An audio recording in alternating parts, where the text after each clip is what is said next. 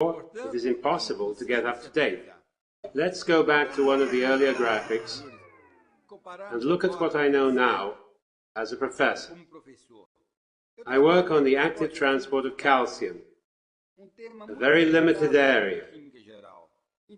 And in terms of knowledge,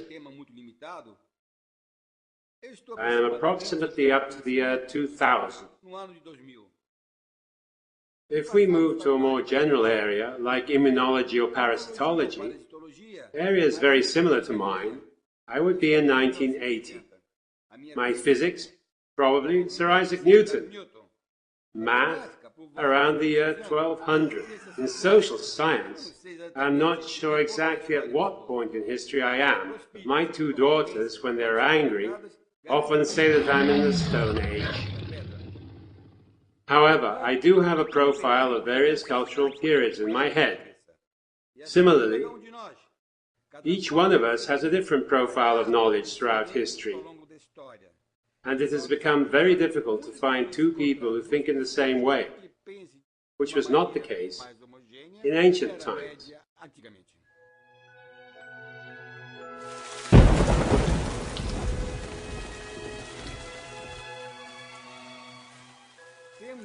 We have difficulty, therefore, in handling this huge quantity of information generated every year, which forces us to super-specialize. Super-specialization is something new in history. Between 1700 and 1900, the amount of information available could easily be absorbed by the human brain. There were few things known, and people were generalists.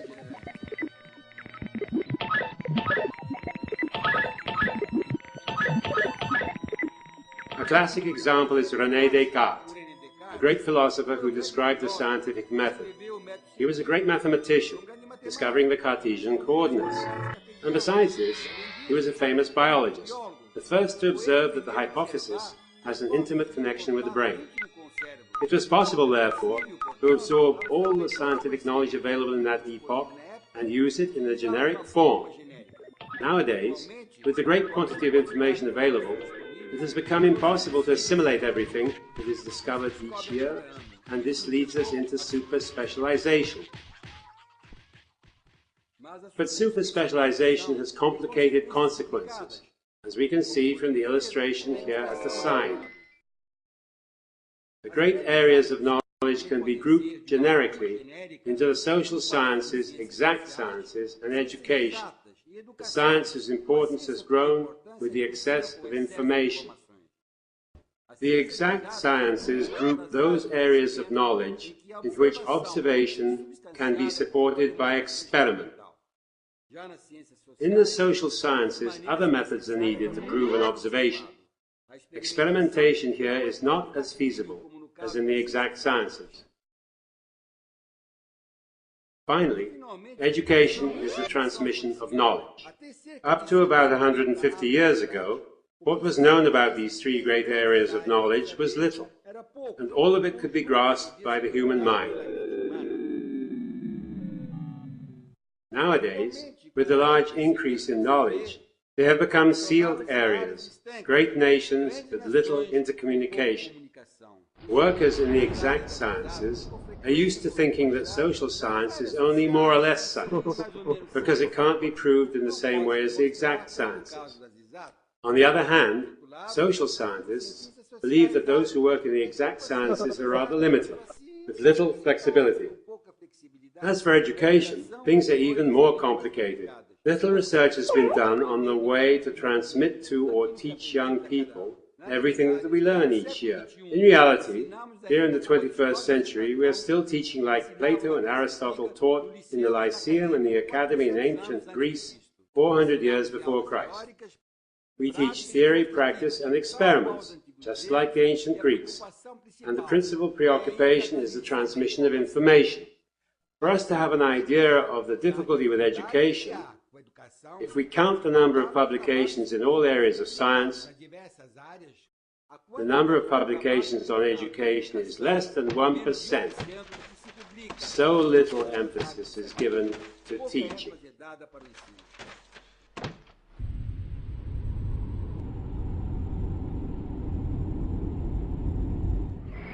But even in the great areas of knowledge, as for example the exact sciences, there is great difficulty in communication. The way in which biologists see the universe is certainly different from that in which the mathematicians see it, and the mathematician from the physicist, and so on. Super-specialization is such that the language of the mathematician does not permit him to transmit clearly to the biologist the way in which he sees the universe. And the same goes for the biologist with the mathematician and the physicist. As a consequence, our tendency more and more is to deepen our knowledge in a specific area with little lateral spread, little communication between the areas of knowledge. Perhaps if we could achieve a universal language in which the mathematician, the biologist and the chemist could communicate with clarity, each one transmitting to the other the form in which they see nature and the universe, our knowledge would advance much more rapidly.